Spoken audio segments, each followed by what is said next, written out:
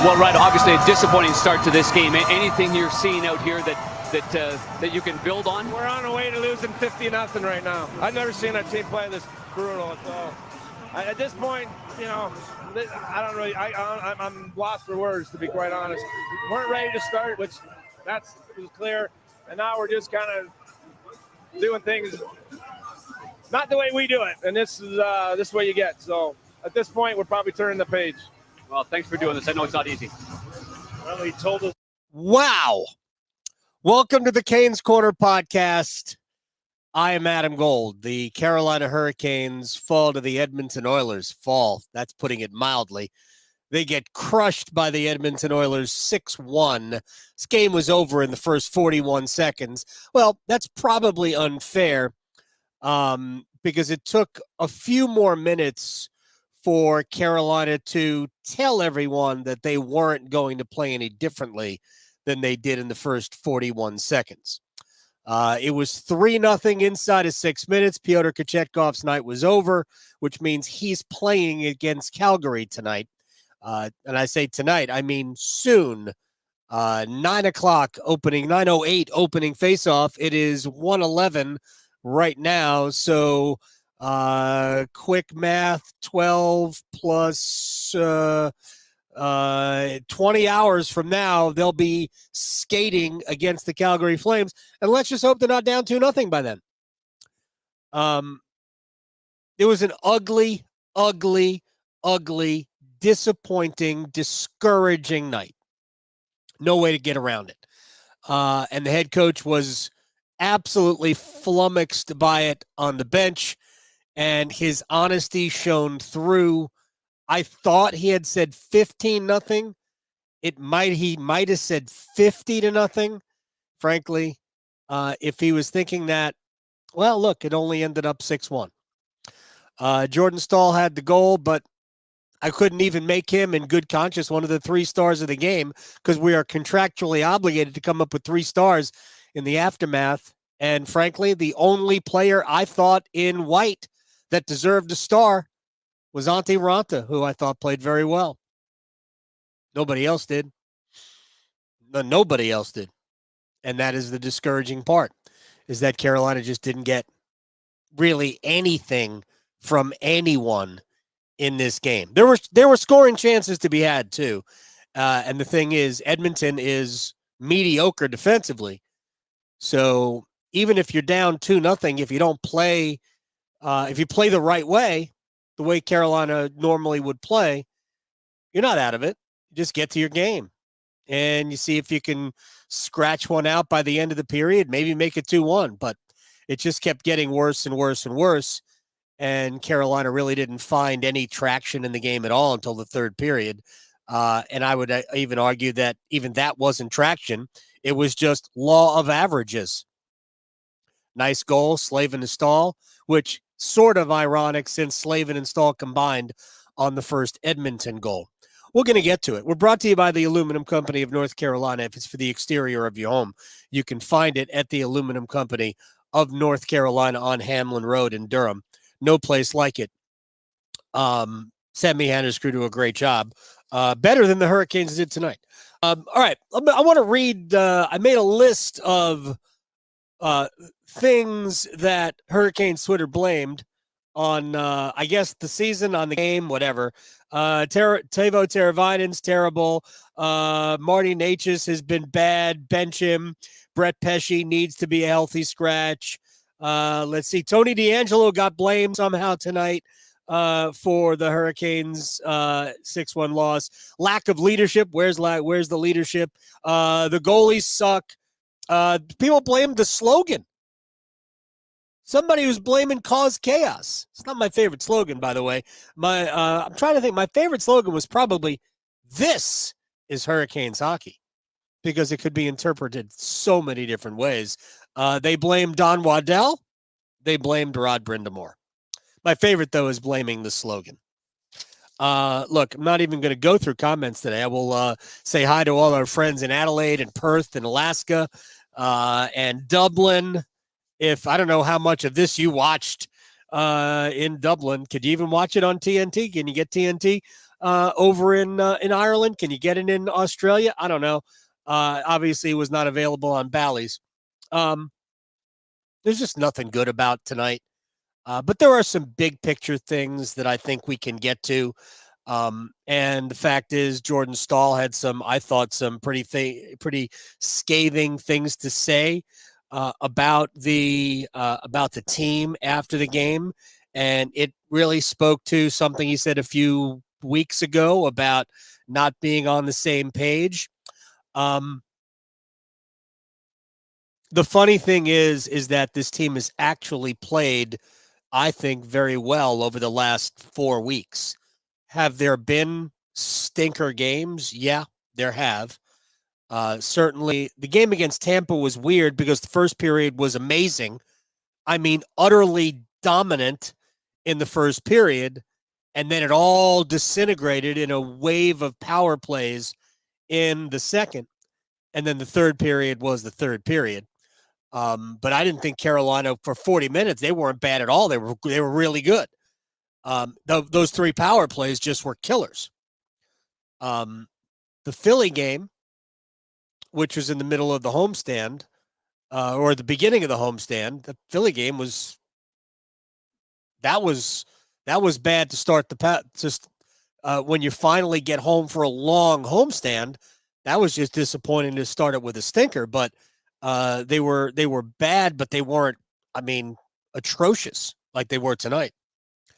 And then the game at Florida, right before the win at Tampa. So there haven't been that many bad games. For the most part, Carolina's played well. Like, they played well in Winnipeg Monday night. Played really well. Should have won the game. Didn't. Couldn't score. Happens. They played really well against the Islanders in the overtime loss. The goaltending was tragically bad. I mean, they should have won that game easily. Going away, they should have won that game. They were lucky to get into overtime, but at least they got a point out of it because they were the better team by a lot. They were the better team by a lot in Winnipeg. They just haven't been getting enough out of those games. But tonight was, here's my read ultimately on tonight, is that the Hurricanes lacked, I think they lacked the discipline, and maybe this team does at this stage. They lack the discipline to do what they're supposed to do in order to stay in games like this, to play the way they're supposed to play. Because when they're playing their game, all right, they give up a goal, even giving up 2 goals, you can always come back, especially against a team like Edmonton that is so porous defensively. But they just lacked that discipline tonight. And this is not the first time it's happened. And I think at times we can forget all of the ways that Carolina, really, for the most part, is good. They can forget what they do. And I think the wrong way for this team to play, and this is the way Rod thinks, is to try and score. That's the wrong way for this team to play. That's not the way they're designed to play. The way this team plays is defense first, limiting chances, defense creates offense. Forecheck, boom. It's what they did to Edmonton the first time. It was 2 weeks ago? 2 weeks ago tonight. The day before Thanksgiving at PNC Arena. They played from behind Stuart Skinner. They chased him in however many minutes, 4 goals on 12 shots or whatever it was. They chased him. 2 weeks later, Carolina looks like they have never played the game. The first goal, though, was, I think, a shock to the system in the game. The first goal was a combination of Jacob Slavin getting beaten by Warren Fogle and Jordan Staal getting beaten by Ryan McLeod to the front of the net. And it wasn't that Slavin didn't hustle back. It was really a good play by Fogle, but Slavin can't let that happen. So if you didn't see the play, it's just it might have been icing, but I don't know. Doesn't matter. You blew the play. Matthias Janmark just sends it in deep. Slavin goes back behind his net to play it, and Warren Fogle is behind him, maybe closer than Slavin realized, and Fogle just kind of flicked the Slavin's stick up. So when Slavin went to wind the puck along the boards, rim the puck out, he swung and missed. Puck's still there. Fogle gets to it, passes it out in front, top of the crease. Ryan McLeod's right there. Staal's behind the play, and it's 1-0 Edmonton. Pyotr Kochetkov, who kind of, I think, tried to make a poke check, but didn't have any part of the ice covered. And even though it looked like he was there, he was nowhere. Easy goal. Now, hard to blame the goaltender when the shot comes from the top of the crease and the pass comes from behind net. It's really hard to blame the goaltender there. So it's not a Pyotr Kochetkov bad goal, but he also didn't play it well. File that away. 13 seconds later, off a faceoff play that Rod Brind'Amour said, if I could quote him in the postgame, and you'll hear that in a few minutes, we showed that faceoff play 15 times, literally 15 times, and they still didn't deal with it. So Connor McDavid wins the draw. The puck ends up back on his stick. He's in the right corner. Brett Pesce got turned around. It was not a good night for Pesce. And McDavid throws it across right in front of just back door to Matthias Ekholm. And somebody was supposed to be there. Was it Seth Jarvis? He was the only forward in the neighborhood. Was he just late to the play? Anyway, it's 2-0. We've played 41 seconds. But 2 goals against the Edmonton Oilers is doable. It's very doable. They just didn't have the discipline, the mental discipline to get to their game and do it. A few times that's happened. And you'll hear Jordan Staal in just a couple of seconds, and it will, I think, kind of it'll illustrate what Carolina has been like for, I don't know, not that many times, but enough times. And let's hear from the captain. Tough to fall down so quickly, and it's a big bounce time for you guys. Yeah, it wasn't pretty the whole game. Kind of more embarrassing, really. So, good thing we play tomorrow. Wouldn't want to sit on that one for too long. Yeah, they got 2 goals in the first minute against, so it's tough to come back in this league in general. And they were fresh, ready to go, and we were slow and not buying into anything that we do. So that's what it's going to look like. I guess was that maybe the most disappointing thing is that they, when you guys were up 4-0 on the Oilers a couple of weeks ago, there was a bit of a pushback. Was it just that there didn't seem to be that pushback? Yeah, it was just all around crap. Just no fight back. No, everyone just was looking for hoping for a chance and hoping instead of, and just giving them 3-on-2s and 2-on-1s. And, we're hoping for a chance back. And against a team like that, especially, obviously, they're going to make it better. Yeah, that was Jordan Staal. Yeah, hoping, looking for a chance, an offensive chance. That's the problem for Carolina. They can't play that way. That's not the way they play. That's not the way they're designed to play. That's not what they work on. That's not what they're about. It's not their identity. Their identity is making life hell on you. And they didn't do that tonight. So when they don't do it, it's going to look bad. It's really, it hasn't happened. Look, the beginning of the seasons are always weird. I thought the weirdness of the early part of the season lasted a little bit longer this year than it has in the past, but it wasn't egregious. And for the most part, again, the team is 11-6-1 in their last 18 games. That's not bad. So the sky's not falling.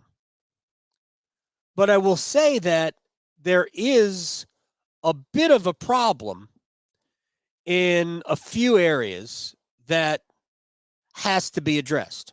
And we'll get to those in a second. I do want to go through the goals here in a minute because you'll see a pattern develop.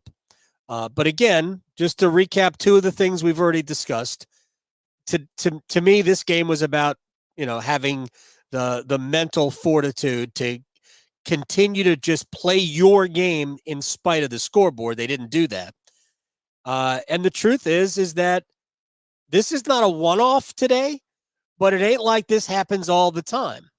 There have been more of them than they have had in past years, even during this good stretch.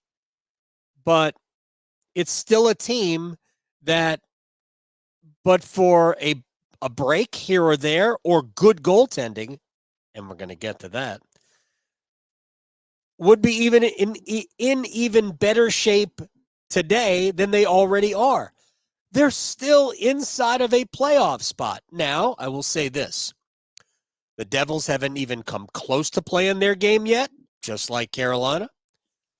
And there are some other teams. Tampa is, they won today, but Tampa's just, 2 games over NHL 500? Not that the Hurricanes are a lot. Canes are just 4 games over NHL 500. So there are teams that haven't quite hit their stride, but the same can be said for Carolina. So let's not forget that. I'm going to get to the main issue in a second. First thing I'm going to do is go through the goals here. And by the way, I thank you very much for joining us here in the Canes Corner podcast. I did not really interact with Canes Twitter tonight because it was one of those days where we were saying silly things, and we're not going to say silly things. But I do. Here's what I do: not only respect but love. Everybody wants this team. We all want this team to win. And tonight was tough to take. It's tough to take because it was a nationally televised game. It's tough to take because, honestly, our old friend John Forsen was on the call. I think it matters to fans, right? John was here. John was here when this thing turned around, right? In 1819. He was still here. He was here until the bubble in 1920. So you want John to see this team at its best. He's seen them play really well because he did a bunch of playoff games last year. But tonight, man, tonight was a big steaming pile right there on the Rogers Place ice. Everybody, by the way, except for Staal, there were like 3 players who weren't minus players tonight. Pesce and Shea were -3. I think Brett might owe Brady something. Brett was not good tonight. It's unfortunate because we all know how good he is. Let me go through the goals real quick. So, first goal, McLeod, his second of the year. Fogle lifts the stick of Slavin. Turnover, Fogle in front to McLeod, who beats Staal to the front of the net. 1-0. 13 seconds later, face-off win. McDavid on the right wall, gets away from Pesce too easily. Jarvis late to the back door. Ekholm right there, easy tap in. 41 seconds in, 2-0. Third goal, 5:46 into the first period. Zach Hyman beats Pesce out of the corner, completely turned him in knots, and he beat Pyotr Kochetkov low to the wide side. This, to me, was the most stoppable of the 3 goals that Kochetkov allowed. I thought he played the first one poorly, but the goal's not his fault given the play. Second one, no chance at all. This one, I think should have had. I have my doubts about, look, I'm not sure it'd be fair to Kochetkov to have doubts about his future, but I have every doubt about his present. More on that in a second. So it's 3-0. 4-0 came later in the period. Neutral zone turnover, odd man rush, Ryan Nugent-Hopkins across to Hyman again, over top of Antti Ranta, no chance. Pesce could not get back in time. Again, that was the third goal that Pesce was on the ice for. He was a -3 in the first period. The goal that made it 5-0, the total backbreaker, because, yeah, you're not in it at 4-0, but you got 40 minutes to play with. If you can drag a couple of goals back, maybe get it to 4-2 heading to the third period, at least you got a snowball's chance in Edmonton.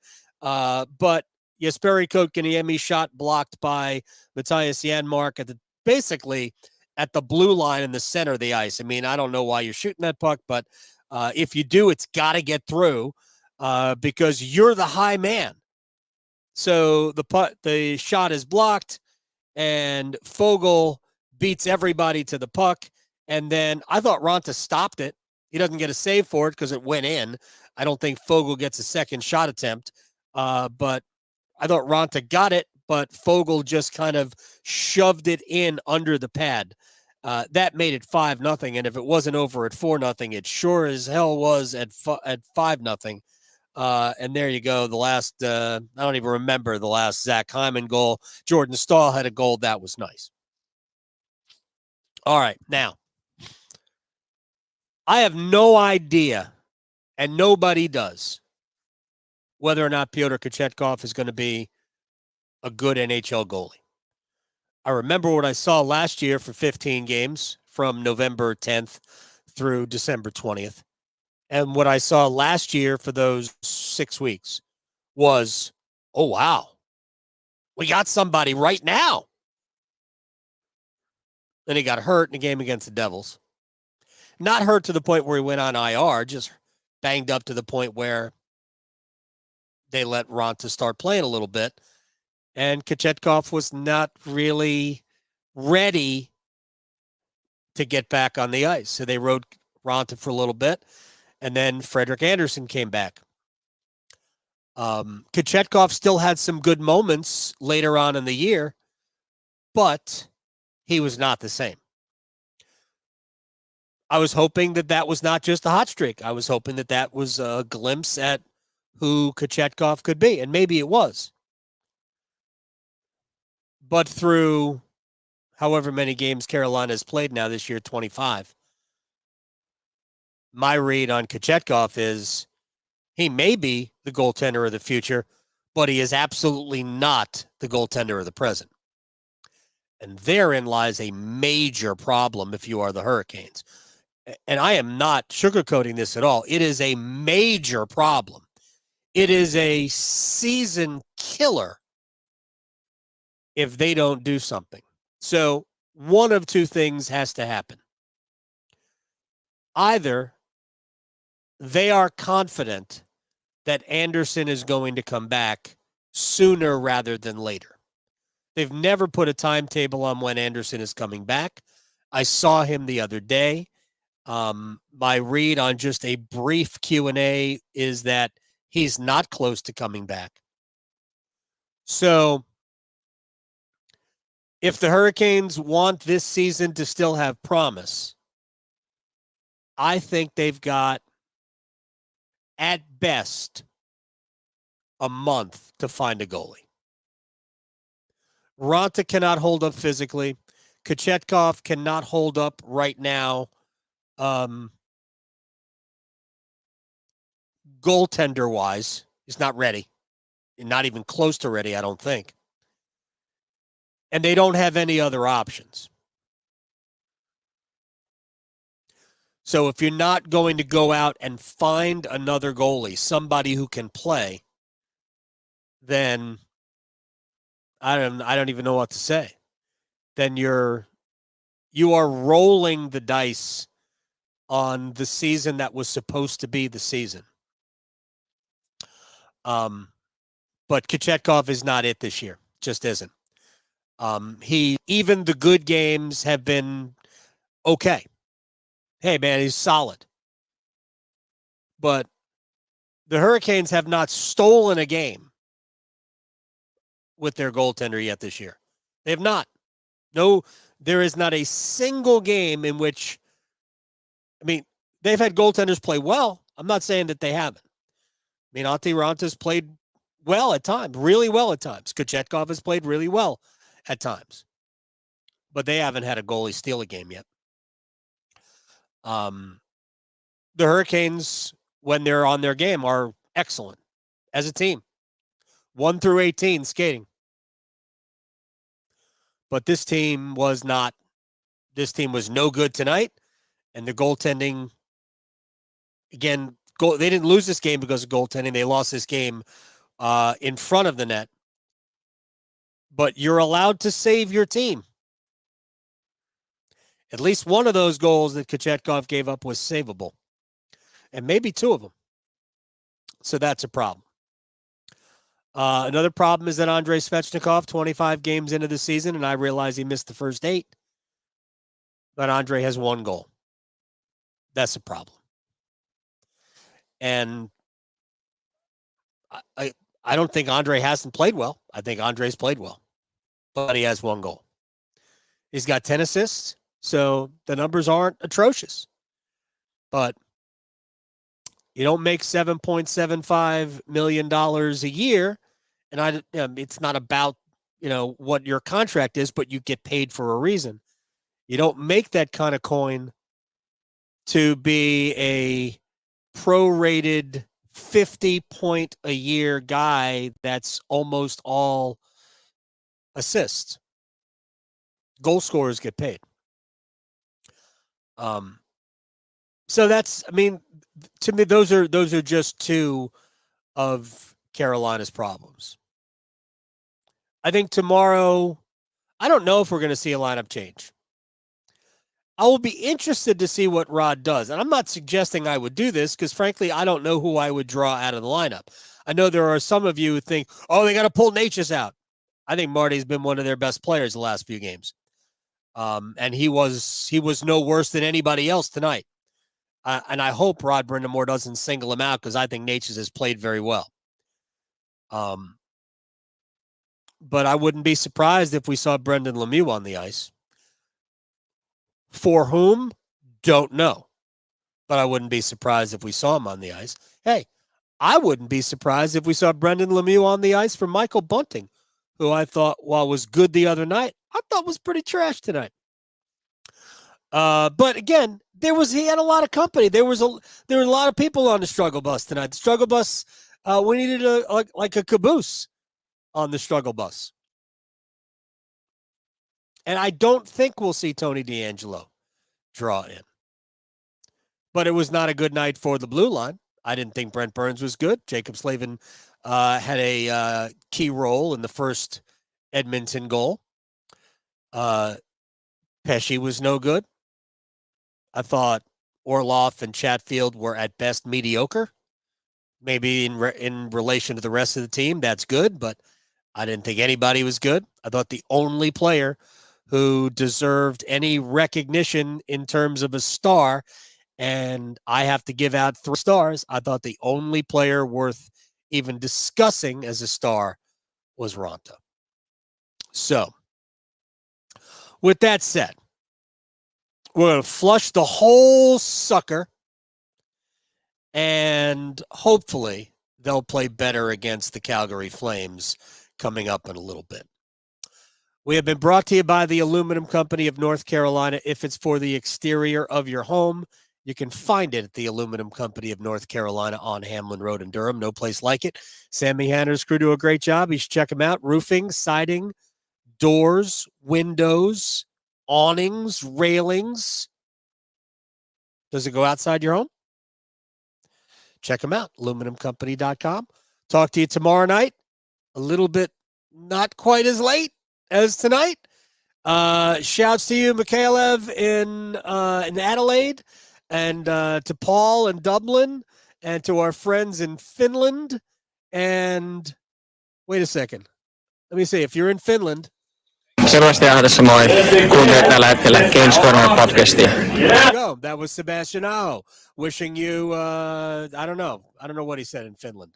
In Finnish. He didn't say it in Finland. He said it in the Hurricanes locker room. In Finnish. Hey, we can still have a good time, right? It's just hockey. We'll see everybody tomorrow night against the Calgary Flames. Take it easy.